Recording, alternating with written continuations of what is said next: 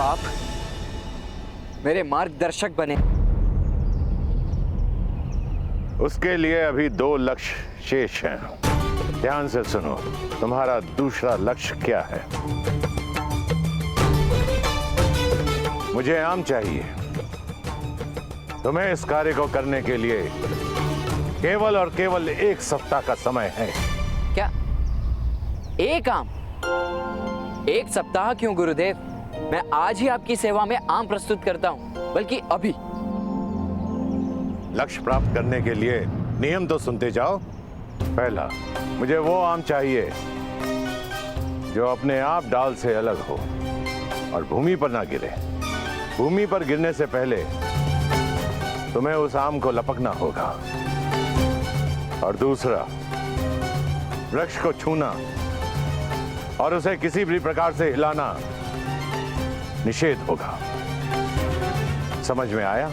जी, और निश्चित रूप से तीसरा नियम यह होगा कि मुझे धनुर्विद्या का प्रयोग नहीं करना है।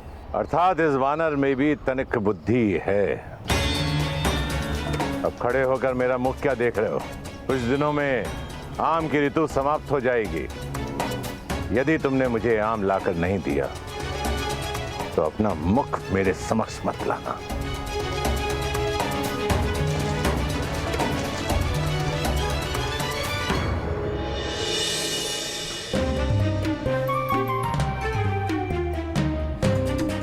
ये भी कोई परीक्षा हुई?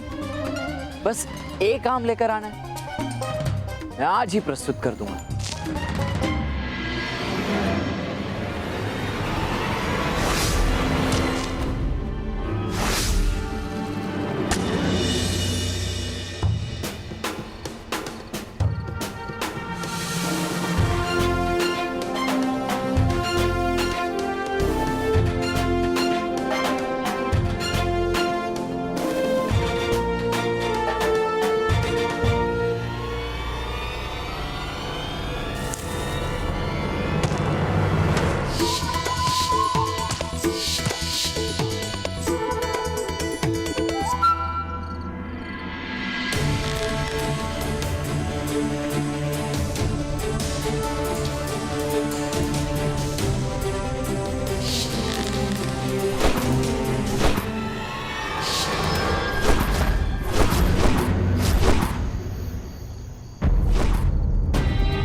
कैसे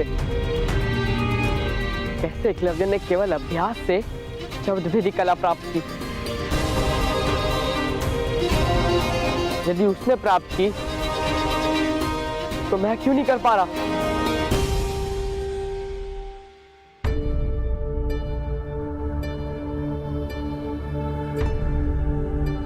प्रणिपात गुरुदेव। अर्जुन, मैं तुम्हारी प्रतीक्षा कर रहा हूं। बैठो, क्षण भर विश्राम करो, क्योंकि निद्रा और थकान तुम पर हावी हो रही है। नहीं गुरुदेव, आपने कहा था ना, क्या अंधकार मेरी सीमा है? जब अंधकार मेरी सीमा नहीं बन सकती, थकान और निद्रा भी मेरी सीमा नहीं बन सकती गुरुदेव। मुझे बस और अधिक अभ्यास करना है। नहीं अर्जुन, तुम स्वयं पर दबाव डाल रहे हो। और ये सत्य है कि निश्चित रूप से दबाव मनुष्य को कठोर और श्रेष्ठ बनाता है, परंतु सीमा से अधिक दबाव मनुष्य को तोड़ देता है, जो मैं नहीं चाहता। तुम्हें केवल इतना करना है अर्जुन। नहीं गुरुदेव, आप मत बताना। यदि एकलव्य अपने परिश्रम से शब्द भेदी बाण चलाना सीख सकता है, तो मैं क्यों नहीं सीख सकता गुरुदेव? अवश्य सीख सकते हो। जिस प्रकार भरे हुए पात्र में अधिक जल नहीं समा सकता, उसी प्रकार भरे हुए मन में ज्ञान नहीं समा सकता। तुम्हें सर्वप्रथम अपने मन को खाली करना होगा। और जिस दिन तुम्हारे भीतर के स्वर तुम्हें सुनाई देना बंद हो जाए, उस दिन तुम शब्द भेदी बाण चला सकते हो। बस प्रतीक्षा करो क्षण की।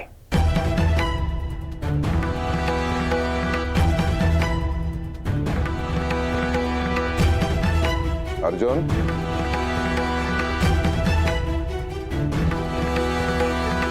स्मरण रहे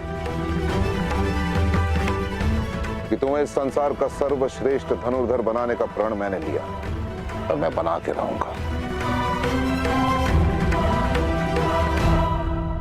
सर्वश्रेष्ठ धनुर्धर बनने चला और यहाँ वानरों की तरह डाल से टूटे आम लपकने का प्रयास कर रहा हूं।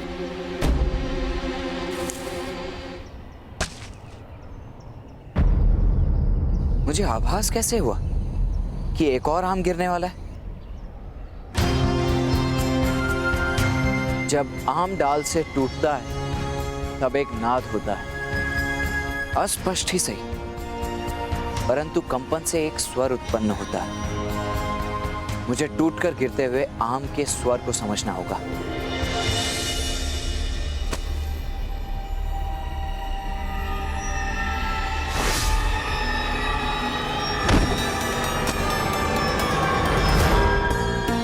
मैं सफल हुआ, मैंने कर दिखा।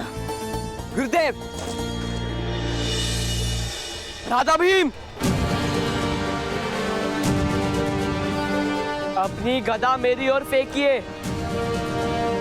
पर कोई प्रश्न नहीं, कोई स्वर नहीं, कोई शब्द नहीं, बस अपनी गदा मेरी ओर फेंकिए। दुशासन, लगता है अर्जुन निराश होकर आत्महत्या करना चाहता है।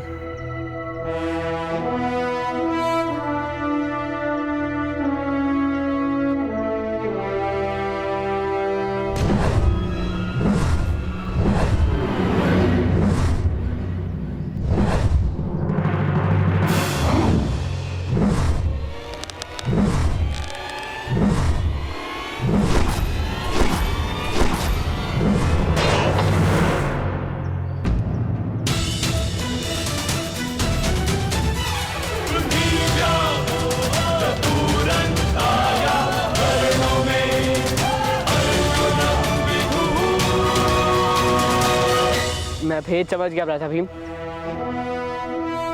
मुझे गुरुदेव से मिलना है। कहाँ है गुरुदेव? कुछ समय पूर्व मैंने उन्हें वन की ओर जाते हुए देखा।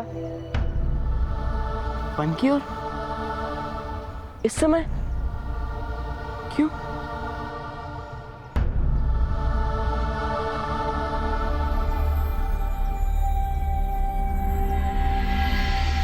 देखिए, बिना बाण या बल का उपयोग किए मैंने उन्हीं नियमों के साथ इस फल को प्राप्त किया है जो आपने बताए थे।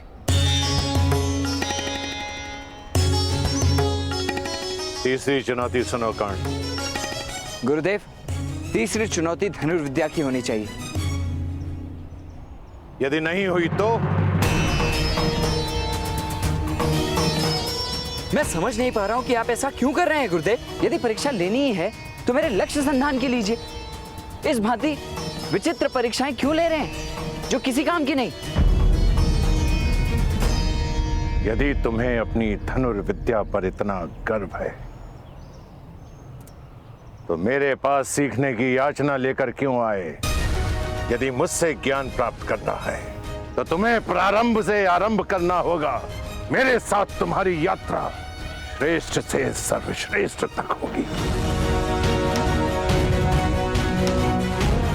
दैत्य की माया को समझकर, जल प्रवाह के अविरोध को हटाकर और राम लाकर तुमने अपनी सभी परीक्षाओं में अपनी योग्यता का परिचय दिया है, परंतु लक्ष्य भेदने में तुम कितने सक्षम हो